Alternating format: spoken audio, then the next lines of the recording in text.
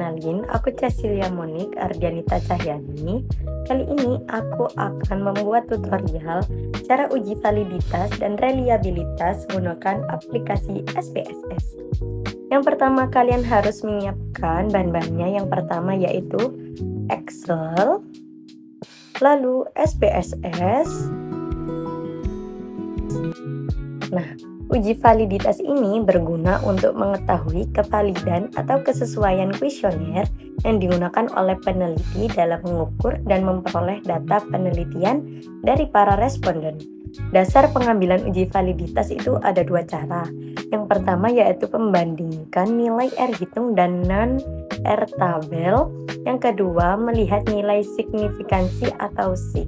Ambil data kalian yang mau diuji validitasnya. Ini aku udah ada contoh datanya. Yang pertama, kalian harus copy semuanya sampai ke total. Lalu pergi ke SPSS, lalu kalian paste. Kalau sudah, di sini namanya kan sangat panjang sih, kayak var 0001 dan seterusnya sampai 01011. Kita akan ganti namanya dahulu dengan variabel view, kalian pencet. Nah, var 001 ini akan kita ganti dengan X namanya, X01, X02. Pencet name, ini akan keblok semua warna kuning ya. Lalu kalian pencet Ctrl F, lalu replace. Filenya kalian tulis var 00. Ini 00 ya, bukan 0. Besar semua, lalu kalian replace with X. Lalu replace on. Kalau sudah, name-nya nanti akan mengubah jadi 00 gini. X0 sampai 10. X11 ini kalian ganti dengan total. Kalau sudah, kalian ke data view. Nah, cara pertama, kalian pencet analyze, lalu pilih correlate, pilih bivariate. Kalau sudah, ini kalian kontrol A semuanya, kalian copy semuanya, lalu kalian pindahkan ke variabel, lalu correlation coefficient-nya ini persen ya, channel-nya. Lalu kalian OK. Lalu akan muncul tabel correlation-nya. Ini adalah contoh tabel correlation-nya ya. Lalu kita lihat X01 ini adalah pernyataan, X02, X03 ini semua pernyataan. Lalu persen correlation-nya ini adalah R hitung. Artinya R hitung, SIG ini signifikan, kalau N ini responden. Dasar pengambilan uji validitas persen yaitu membandingkan nilai R hitung dengan R tabel. Kita buka data R tabel dulu. Aku ini sedang menggunakan responden 20, jadi ini udah aku blok 04227. Aku ini menggunakan 0,05 ya, jadi kayak 5%. Terus kita buka tadi correlation-nya. Nah, total. Jika nilai R hitung lebih dari L tabel sama dengan itu valid. Tadi aku 04427 ya ini dan totalku 799. Jadi lebih dari R tabel. Jadi nomor 1 ini valid. 553 sama 04227 ini lebih ya.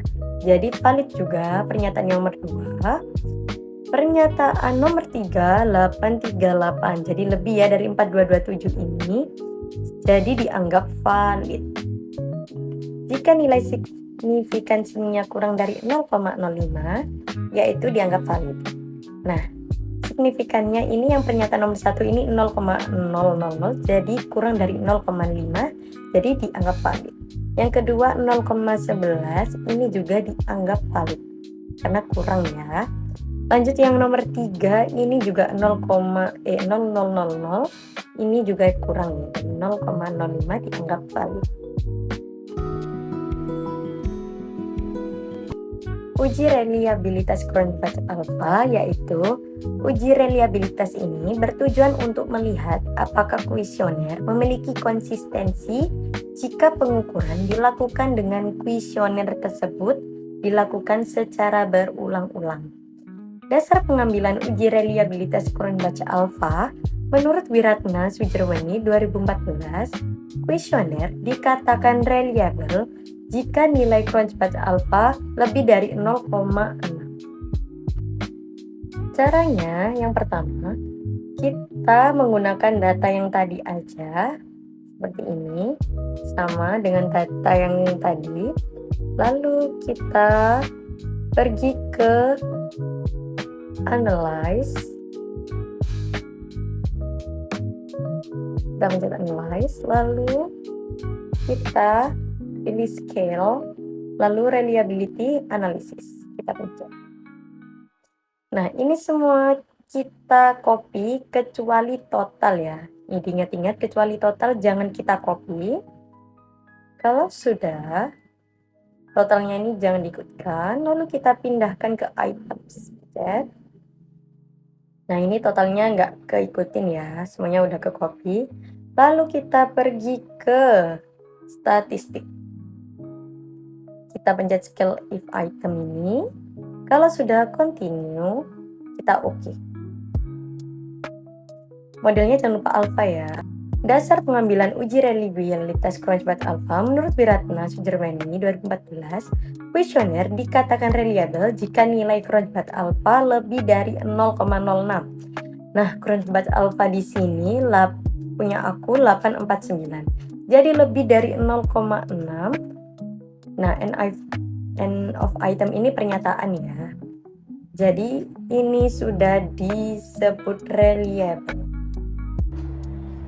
Berdasarkan hasil uji validitas dan reliabilitas dari 20 butir pernyataan pada instrumen penilaian ketika bekerja dalam kelompok proyek, terdapat satu butir yang tidak valid karena nilai R hitung 0,422 sedikit lebih rendah dari R tabel 0,4227. Sedangkan 9 butir lainnya valid. Uji reliabilitas dengan metode Cronbach Alpha menghasilkan nilai 0,849 yang menunjukkan bahwa instrumen tersebut sangat reliable dan memiliki konsistensi internal yang tinggi. Dengan demikian, kuesioner ini layak digunakan untuk menilai kemampuan kerjasama dalam kelompok proyek, mencakup aspek kolaborasi, tanggung jawab, kehadiran, dukungan terhadap teman, dan komitmen terhadap hasil. Secara keseluruhan, proses ini menegaskan pentingnya memastikan validitas dan reliabilitas instrumen sebelum digunakan dalam penelitian. Sekian dari saya, tutor tadi. Kalau kalian merasa terbantu, jangan lupa di subscribe, like, dan komen ya. Sekian dari saya, bye!